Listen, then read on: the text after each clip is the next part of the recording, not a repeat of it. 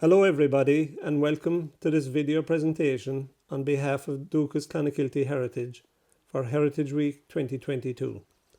As part of our celebrations, we will be visiting the historic coastal village of Timoleague, which is situated at the mouth of the Argadine River estuary on the cusp of Courtmacsherry Bay. It is a picturesque place steeped in historical fact, along with myth and legend, and here to take us back over the centuries are our guides for this visit, Diarmuid Kingston and Michael O'Mahony. Timoleague or Mologa derives its name from a 7th century saint, Saint Mologa, who founded a monastic settlement here.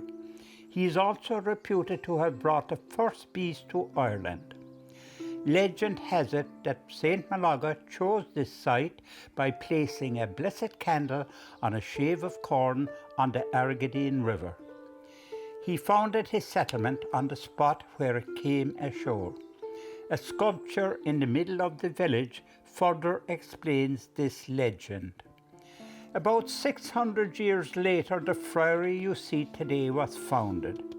The exact date is unknown, but it was not earlier than 1240. Its foundations have been attributed to the McCartys and the Barrys, two of the then most powerful families in the region.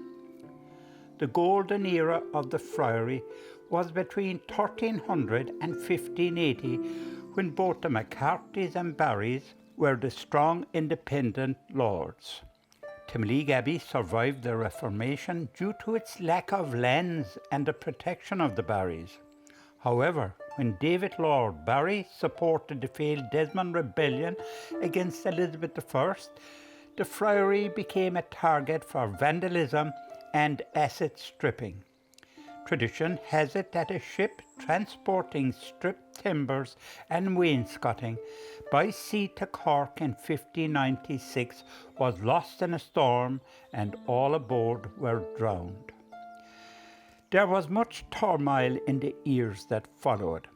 After the succession of James I in 1603, the monks renovated the building and a thriving school of philosophy flourished here. When the parliamentarians failed to capture Timoleague Castle in 1642, they turned their attention to the town and friary and burned both.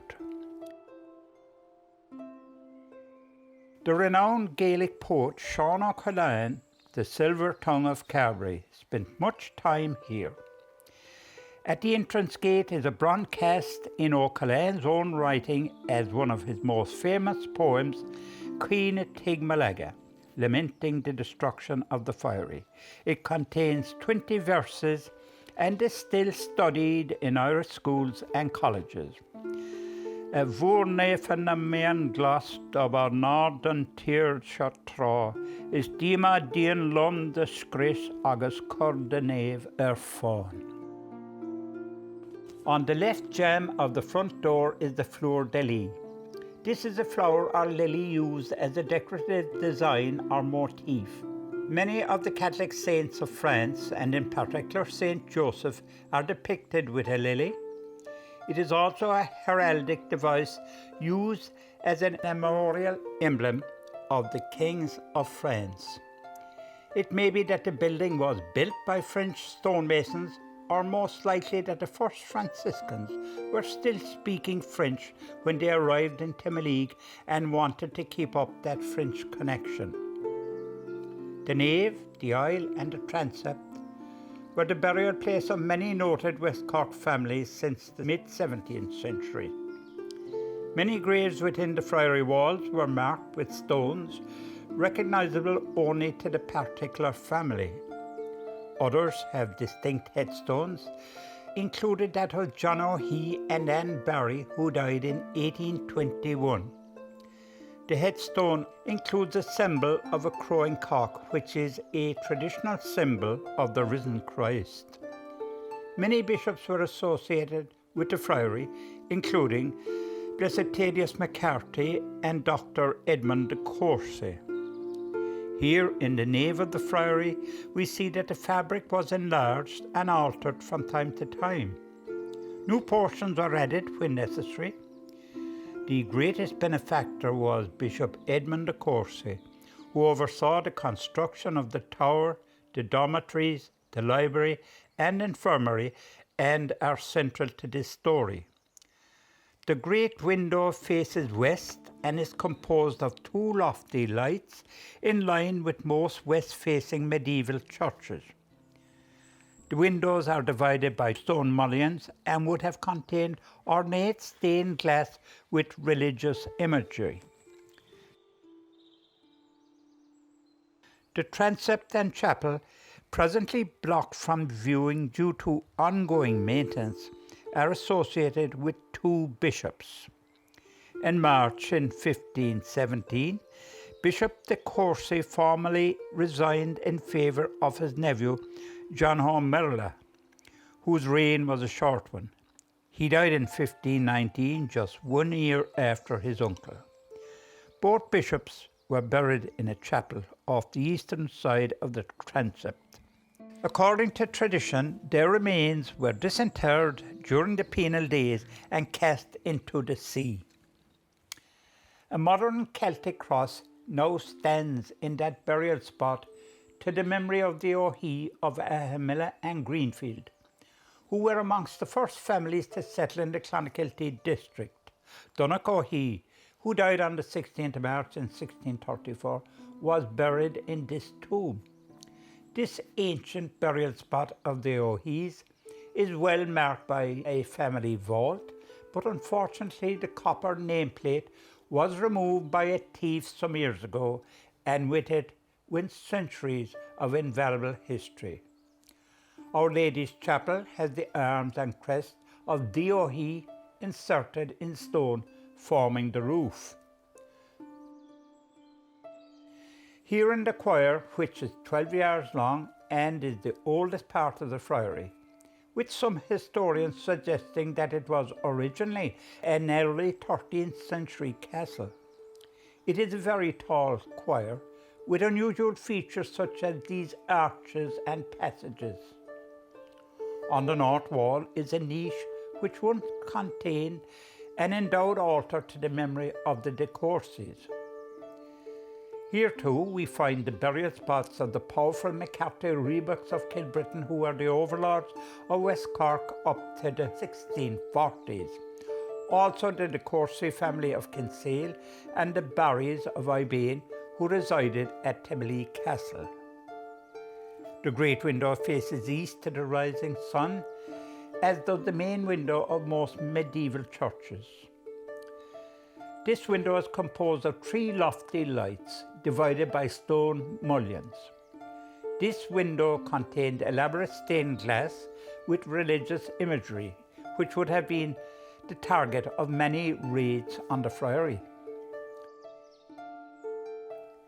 Here in the sacristy, the monks would have vested as they prepared to celebrate religious ceremonies. On the ground stands a Bologna stone, traditionally known as the wart well, as the water held in the depression is supposed to cure warts. This stone is much older than the friary and may have been associated with a 7th century monastic settlement in Timoleague. The friary had connections with continental Europe when Timoleague was a busy medieval port, battering in wine and Mediterranean goods for Irish products like hides, butter, timber and corn.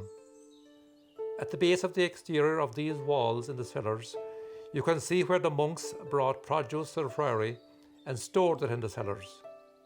Ensign Jones, who was involved in the burning of the friary in 1642, said, "We burned all the town of their great abbey, in which was some 1,000 barrels of corn." On the eastern wall there is a carved human head. Although the facial features are long obliterated, it represents Saint Mologa, the patron saint of Timoleague. It was erected by Feen sailors in thanksgiving for their safe arrival after a severe storm at sea. To the north of the chapter room was the refectory with a dormitory overhead.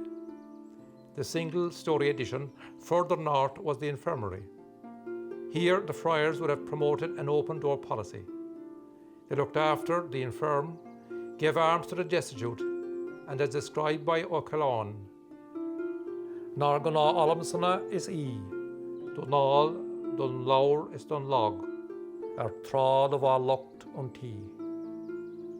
This is the only portion of the friary that is not used as a burial ground.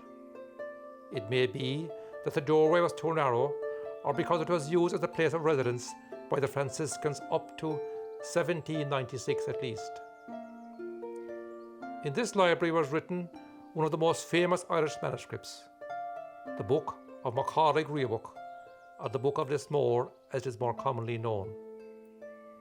It was transcribed by the monks around 1485 as a gift for their patron, Feen of Kilbrittain Castle. Written in Irish, it consists mainly of texts composed centuries earlier, including the lives of the saints, stories about Na Fianna, and the history of Charlemagne. In 1642, Lord Kinalmeaky, son of Richard Boyle, Earl of Cork, captured the castle and presented the manuscript to his father at Lismore. It was retained at Lismore until 1914, before being transferred to Chatsworth House, Derbyshire, England, the seat of the Dukes of Devonshire. In 2020, the trustees of the Chatsworth settlement donated the manuscript to University College Cork in recognition of academic and curatorial expertise at the university. In the cloister, only a portion of the cloister walls surrounded by a grassy quadrangle remains. In the northwest corner lies the body of Owen McEgan, Bishop-elect of Ross. He was killed near Enniskeane in 1603 in one of the last skirmishes of the 9-Year War. Next to him is buried Father John McCarthy, parish priest of Timoleague and Lislee, around 1623. He had occasion to excommunicate a parishioner who shortly afterwards met the priest and mortally wounded him with a fishing gaff. The southern wall contains an intramural space of up to 60 centimetres wide, known locally as the Fairy Cupboard. There are a number of niches in the wall whose use is unknown.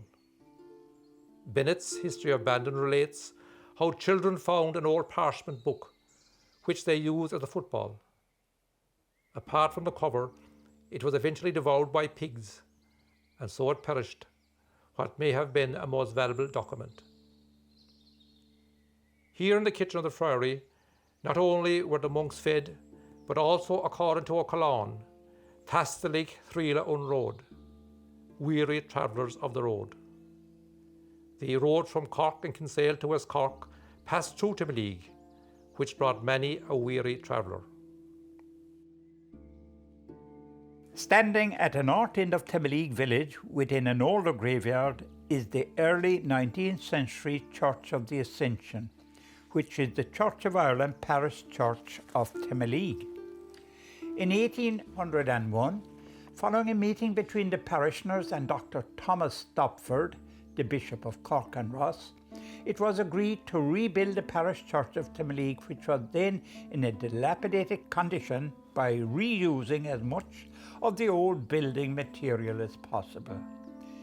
Building of the tower and nave of the present church was begun in 1802, the year of the Peace of Amiens.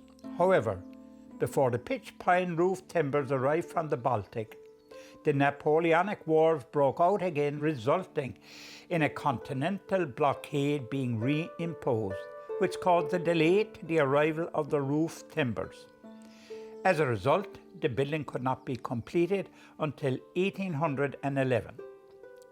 The Church of the Ascension was consecrated in that year, and like most of the Anglican churches, it was on the site of the medieval parish church and was designed to accommodate 110 people. The construction cost of £461 and 10 shillings was funded by a Border First Fruit loan.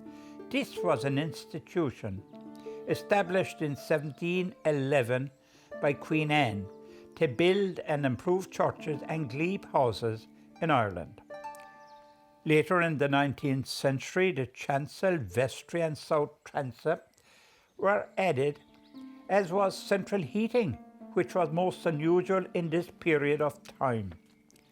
The heating came from an underground boiler, and the original pipes were still in use up to recent times.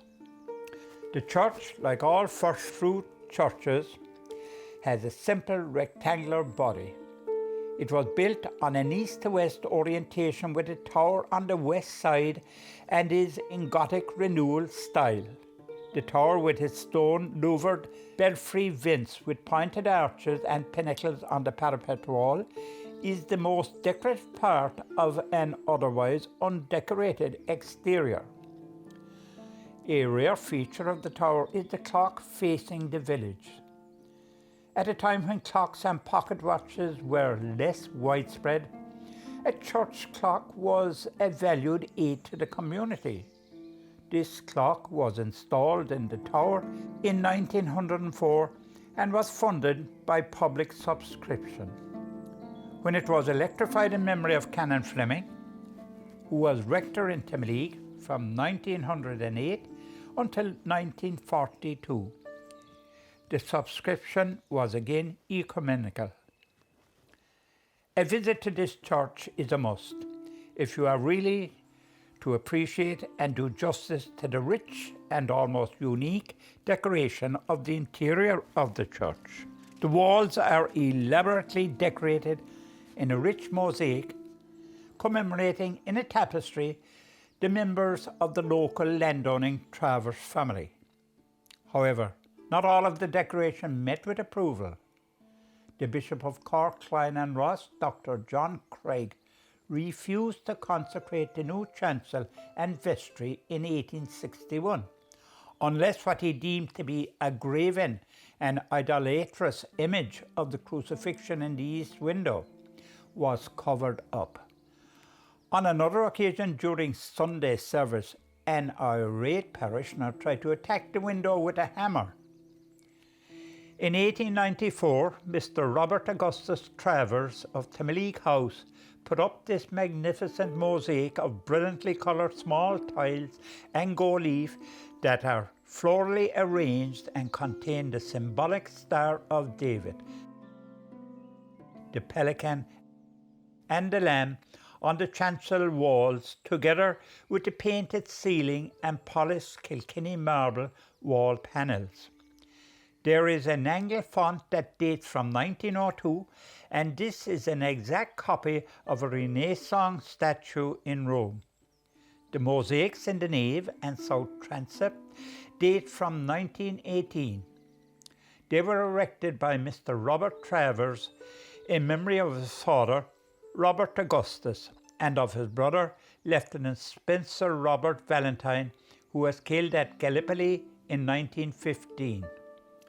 The entire west wall features a mosaic depicting most appropriately the Ascension, to which this church has been dedicated. The remaining south wall has mosaic erected in 1926 to complete the interior. This was done at the expense of His Royal Highness the Maharaja of Gwalior, a province in India. The Maharaja wished to erect a memorial to his personal physician, Lieutenant Colonel Crofts, whose family seat was at Concomoor House, located midway between the seaside villages of Ring and Ballinglana to the southeast of Clonakilty. Dr. Crofts had saved his eldest son's life. A well-kept cemetery surrounds the church on its western and southern sides.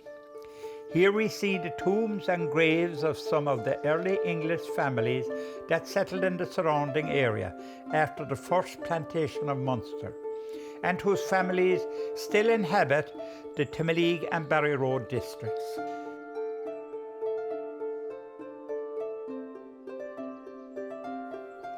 Overlooking the picturesque village of Timoleague, this Roman Catholic church is the latest edifice in a series of Christian worship sites since Mologa arrived in the area almost 1400 years ago.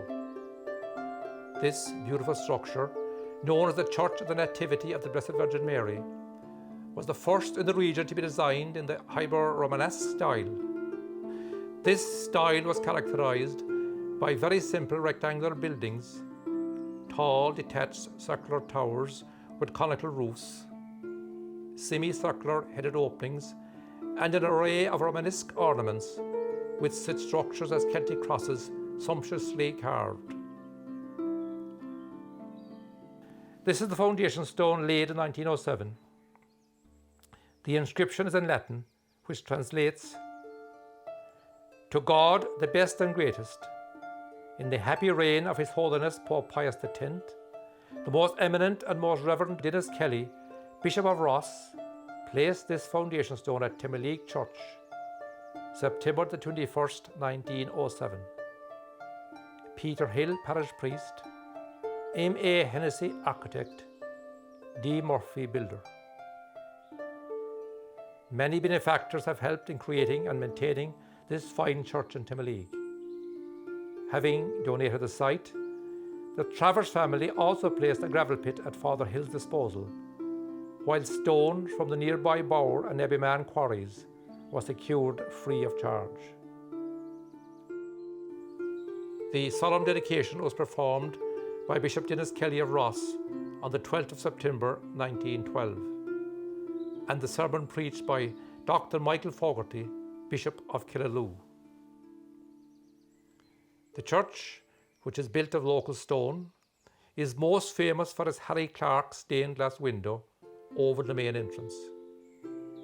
Harry Clark achieved fame for his incredible use of colour, his decorative designs, and beautiful medieval style figures that are rarely equalled in the medium of stained glass. On the top left-hand panel, we see the Holy Family. Underneath is a flight into Egypt. In the centre lower panel, our Lord meets his mother on the way to Calvary.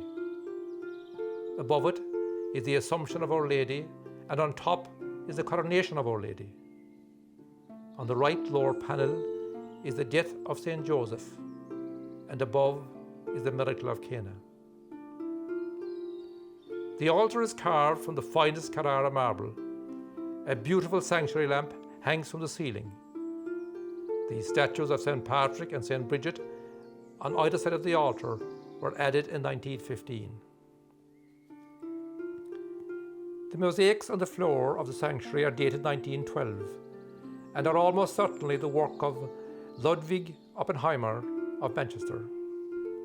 The four evangelists are depicted on the floor. As one faces the altar on the left, Matthew is symbolized as the man, Mark as the lion, Luke as the ox, and John as the eagle. In between those four symbols, there is a cross, which has been reproduced in the mosaics behind the altar.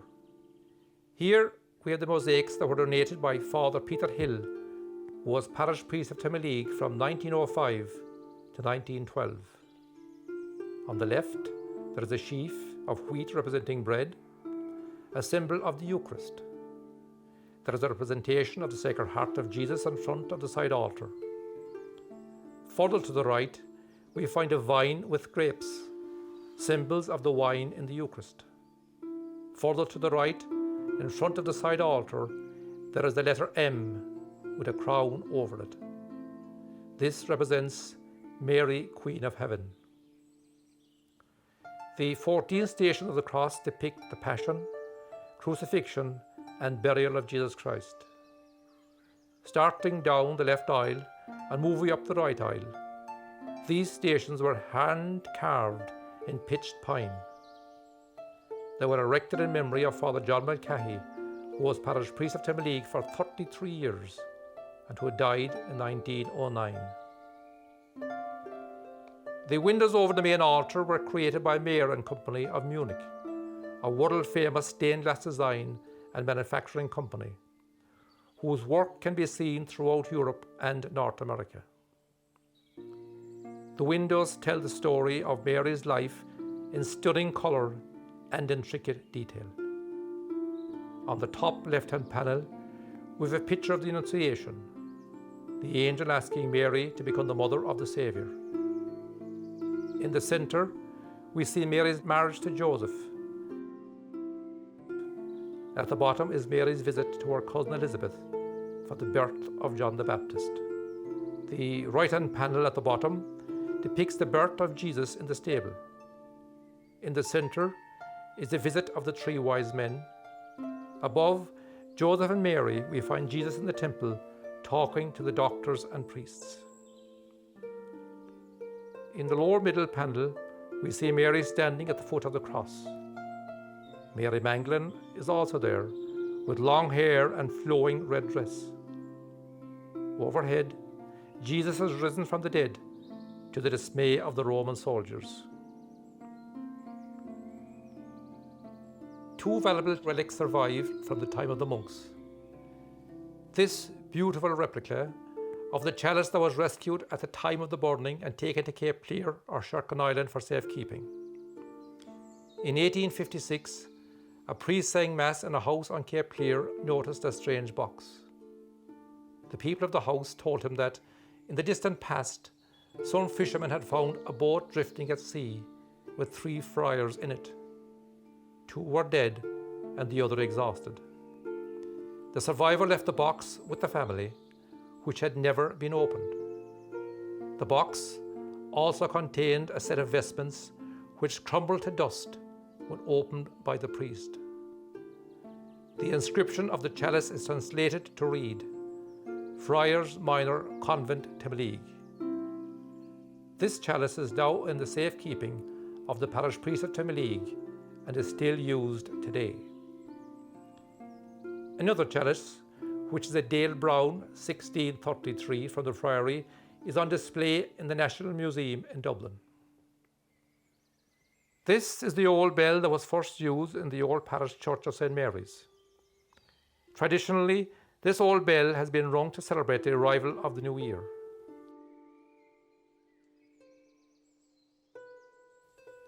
The new belfry tower was included in the original design, but was only built to door height by 1912 due to lack of finance. The funding was eventually raised and the tower was completed by 1931. This bell has called people to prayer every day since. As part of the church centenary celebrations in 2012, the community decided to provide a permanent record of the history and folklore of the parish. The timeline consists of 21 granite plaques embedded in the ground, each joined to the next by a line of brick forming a spiral. The plaques, which were made of polished granite with the image sandblasted onto their surface, depict the history of the parish of Timoleague.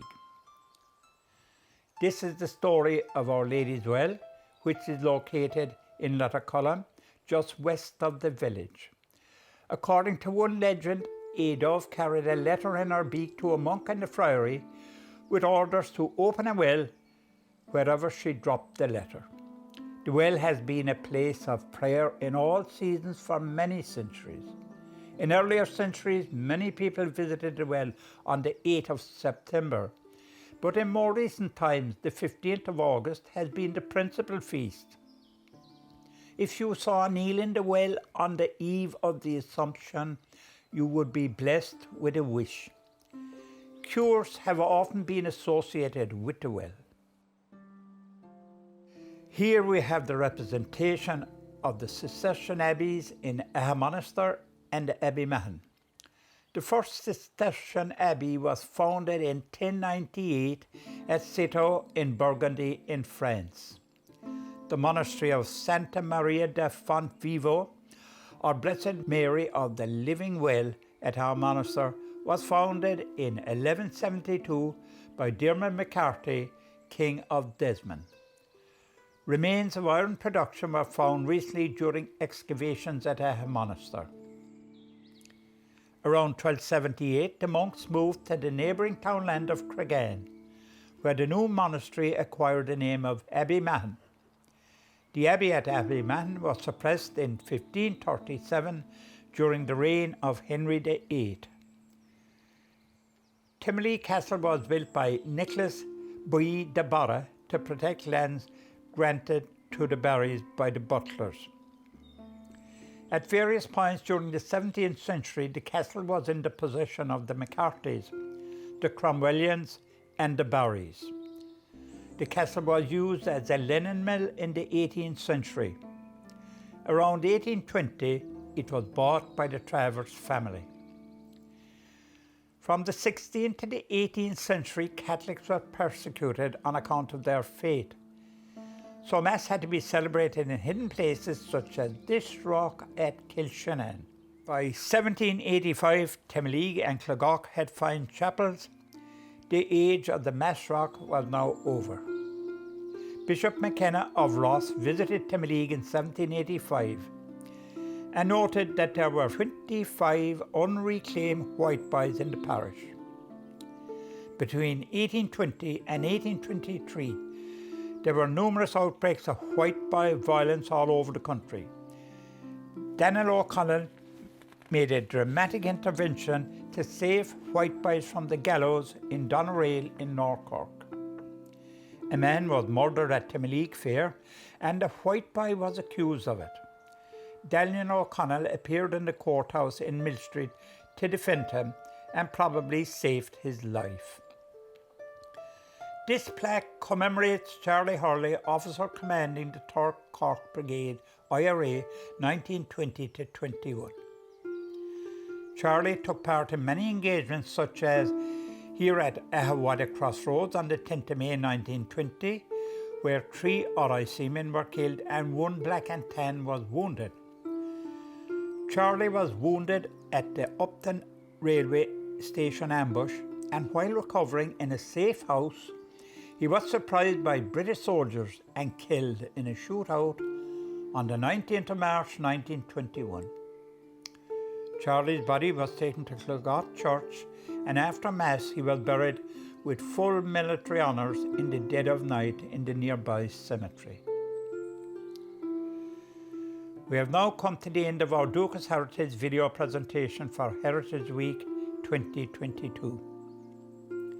We hope you have enjoyed our visit to the historical coastal village of Timoleague and its hinterland, with its spectacular scenery and rich folklore. It is indeed a place of historical importance with its ancient abbeys and wonderful artistically endowed churches. It is only by a visit can their beauty and uniqueness be fully appreciated.